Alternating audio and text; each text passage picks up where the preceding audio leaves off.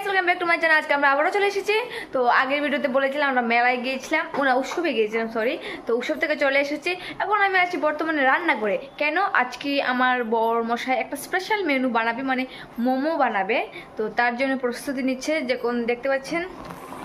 তো উনি একটু ইউনিক স্টাইলে বানাবেন, মানে উনি নাগা স্টাইলে মোমোটা বানাবেন। মানে উনি নাগাল্যান্ড থেকে মানে পড়াশোনা করে অনেক বছর থেকেছে ওখানে। তো ওখানের মোমোটাই ওনার বেস্ট লেগেছে। তো তার জন্য ওই মোমোটাই আজকে বানানো হচ্ছে। তার জন্য ওই মোমোটার জন্য তো দেখুন কি কি লাগে সব কিছু আনা হয়েছে। এখানে মাংসটাকে ভালো করে মানে সেদ্ধ করা হচ্ছে। তারপর এটাকে মানে কিভাবে বানাবে আমি জানি না, এটাকে আমি মোমো বানাইনি কখনো, তো তাই বলতে পারবো না। আর এদিকে দেখুন কি করছে, এটা মোমোর জন্য যে পরিমাণ ময়দাটা লাগে ওটা মাখছে। তো ওনার মুখ থেকে শুনে নিই কিছু, আসুন। তো ওনার মুখ থেকে শুনে নিন কিছু, উনি কি বলতে চাইছেন মোমোটা নিয়ে। তো গাইস আমি পর্ক মোমো বানাচ্ছি, নাগাল্যান্ডের স্পেশাল। আর এটার সাথে থাকবে শেজওয়ান সস, যেটা আমি নাগাল্যান্ড থেকে শিখেছিলাম। খুব ঝাল হয় ওই সসটা। তো হ্যাঁ ওটাই বলেছে। তো গাইস ওনার মুখ থেকে শুনে নিয়েছেন উনি কিভাবে মানে বানাবে। তো গাইস এখন আমি আপাতত এই ব্লগটা এখানেই মানে শেষ করছি। পরের ব্লগে কিভাবে বানিয়েছে বা খেতে কেমন হয়েছে সবকিছু আপনাদের সাথে শেয়ার করবো। তো আপাতত এতটুকুই, বাই বাই, পরের ব্লগে আসছি। হ্যালো গাইস, দেখতে পাচ্ছেন এখানে মানে মোমোর ভিতরে যে পুরটা দেওয়া হবে, তো এটা এখানে রেডি হয়েছে। এটা আমরা বানিয়েছি শুকরের মাংস। তো তার সাথে এটাকে মানে শুকরের মাংসের ভর্তা বানানো হয়েছে। এটা খেতে খুবই ভালো লাগে, টেস্টফুল। তো এতে কী কী দেওয়া হয়েছে আমি এটা বলে দিচ্ছি আপনাদেরকে।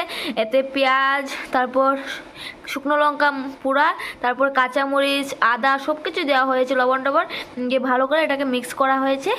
এখন মোমোটা বানিয়ে তার ভিতরে পুরটা দেওয়া হবে।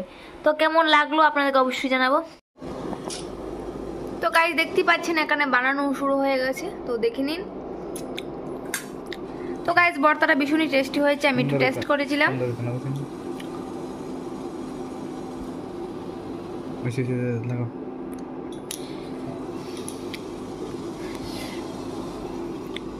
তো গাইস উনি ভীষণ লজ্জা পাচ্ছেন, কারণ উনি মানে ডিজাইনটা করতে পারছেন না।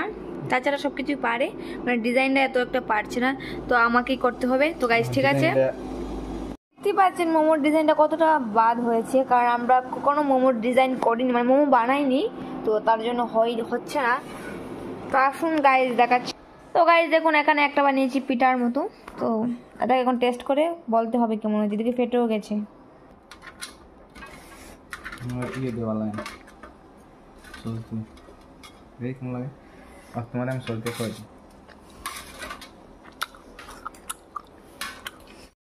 তো গাইস মোমোটা ভীষণই ভালো হয়েছে। তো উনি প্রথমবার বানিয়েছে, তাতে যতটুকু হয়েছে অনেক ভালো হয়েছে। তো আরেকবার যখন বানাবে তখন আরও বেশি ভালো হবে। আজকে অনেকটাই ভালো হয়েছে, তারপরও মানে উনি ডিজাইনটা করতে পারছে না, কারণ প্রথমবার বানিয়েছে। তো তার জন্য ডিজাইনটা হলো না, কিন্তু খুবই টেস্টি হয়েছে। তো গাইস ঠিক আছে, আমি এই ব্লগটা এখানে শেষ করলাম, পরের ব্লগে দেখা হচ্ছে। তো আপনারা তো দেখেই নিয়েছেন মোমো কীভাবে বানাতে হয়, আশা করি আপনারাও পারেন। তো গাইস ঠিক আছে।